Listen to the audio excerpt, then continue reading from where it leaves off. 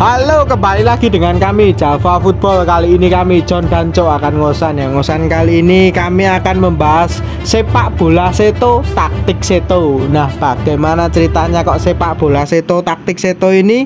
Oke, kita saksikan saja bersama.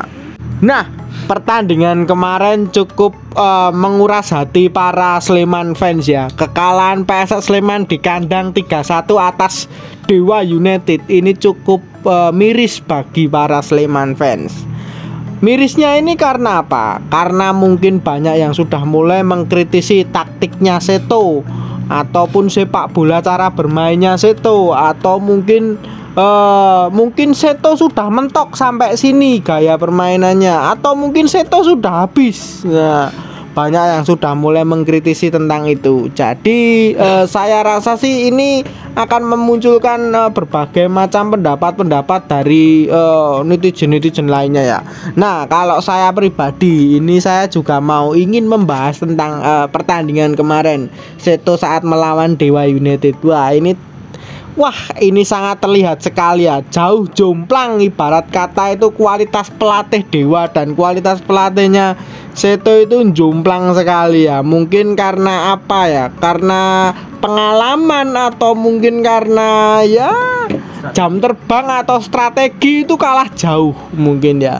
Nah, di sisi lain pelatih Dewa United ini jam terbangnya cukup tinggi, bahkan pernah melatih Galatasaray dan klub-klub liga-liga Belanda. Wah, ini cukup keren ya bagi sepak bola Indonesia perkembangannya. Bahkan Dewa United ini sebenarnya klub baru. Nah, Dewa United ini sebenarnya bisa buat contoh untuk klub-klub lain ataupun alasan. Nah, klub-klub lain kan biasanya alasan pergantian pelatih di tengah jalan ini, nyari pelatih susah, nyari pelatih top angel, ora gampang. Wah, ini dijawab oleh Dewa United dengan datangnya pelatih top ini. Ibarat kata itu tamparan keras bagi manajemen-manajemen yang mungkin senengane banyak alasan. Angel ngetoknya pelatih ini. Wah, ini kan manajemen kok kan alasan. Sebenarnya saya juga tahu manajemen seperti itu hanya mungkin karena pengen hemat. Nah, memecat pelatih di tengah jalan kan dia harus bayar, lalu harus mengontrak lagi ya, bayar meneh. Nah, itu kan cuma karena alasan aja. Nah, jauh jomplang sekali dari sisi permainan. Bahkan pelatihnya Dewa ini kan datang di tengah jalan dengan komposisi tim sebenarnya sudah terbentuk 90-95% lah ya. Bahkan pelatih ini hanya mendatangkan beberapa pemain baru aja. Nah, ini bisa mengangkat para permainan Dewa United yang kemarin itu. Bahkan high pressing, lalu menerapkan pola-pola bola pendek, lalu ya banyak sekali ya. Ibarat kata itu jarak antar lini pemain itu sangat dekat sekali ya, seperti pemain PSS Sleman itu seperti terkesima dengan pola permainan Dewa United ini ya. Saya sangat setuju dengan itu ya. Bahkan sampai pemain PSS Sleman ini hanya bisa melakukan long ball, lalu umpan crossing yang nggak bener, banyak sekali ya, passing salah, kontrol bola luput. Ibarat kata itu kualitas sudah jauh bagai bumi dan langit ya.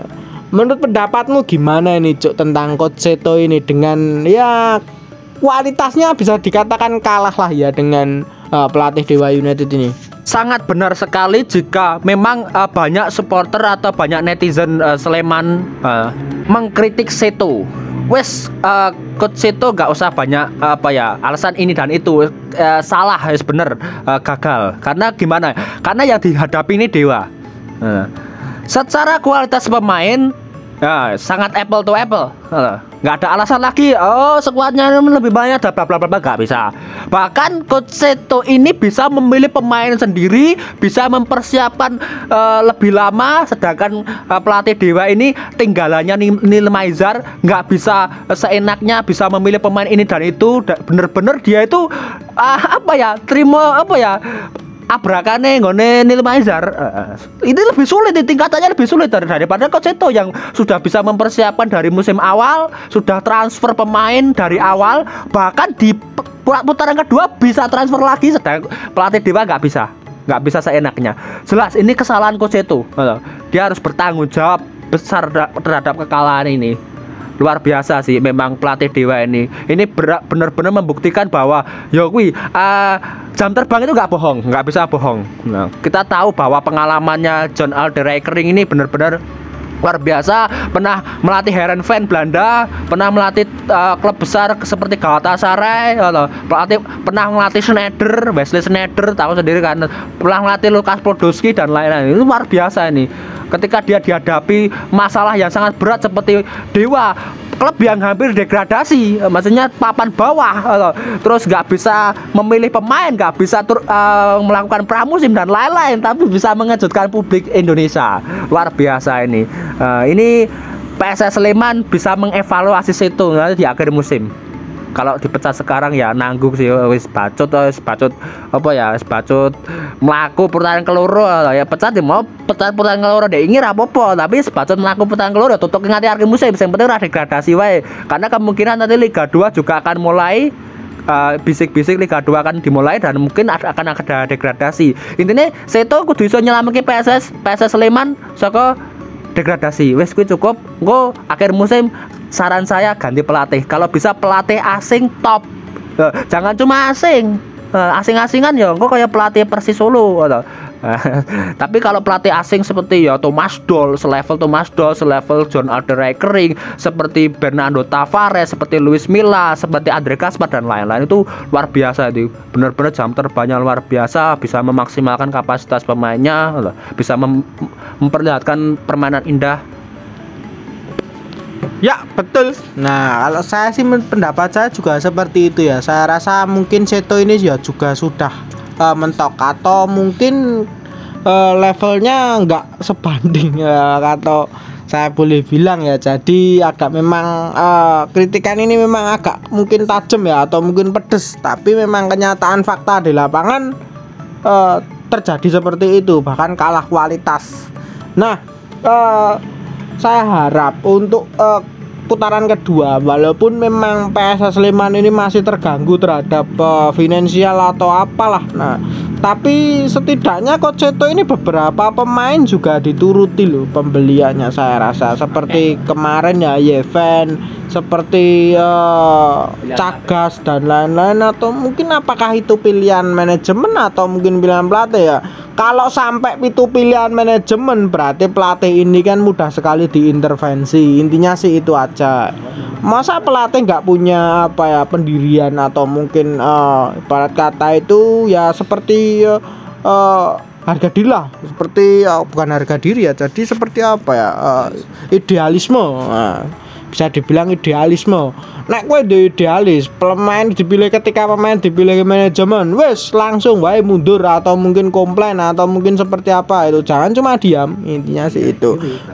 Nah, kalau itu sampai pilihannya sendiri ya mungkin karena itu sudah mentok lah ya pelatih ini. Dulu mungkin masih oke, saya juga masih suka dengan strategi Coach Seto ini.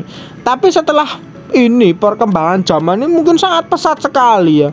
Setelah Persija mendatangkan pelatih top, Borneo mendatangkan pelatih top, Madura, lalu ada Makassar, lalu sekarang ada Dewa United.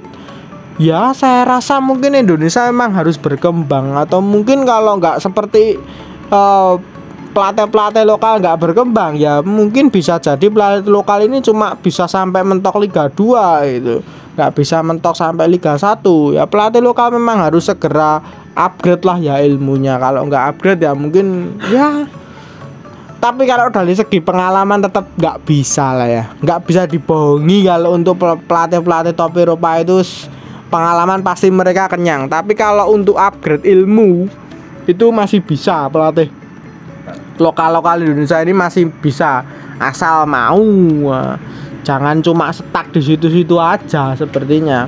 Ya saya harap sih kekalahan PSS Sleman kemarin bisa membuat pembelajaran bagi Coach Seto ya, untuk pertandingan-pertandingan kedepannya. Ya semakin sulit nanti PSS Sleman ini, apalagi Liga 2 kabarnya segera bergulir. Kalau Liga 2 bergulir berarti tandanya Liga 1 pasti ada degradasi gitu. Nggak mungkin nggak ada degradasi, soalnya pasti ada yang naik kasta. Liga 2 dimainkan nggak ada naik kasta ya percuma juga sepertinya. Jadi siap-siap aja klub-klub Liga 1 yang sekarang berada di papan bawah itu juga harus bersiap-siap. Nah, mungkin itu saja perbincangan kita tentang PSS Sleman ini. Jangan lupa like, comment, and subscribe. Oh.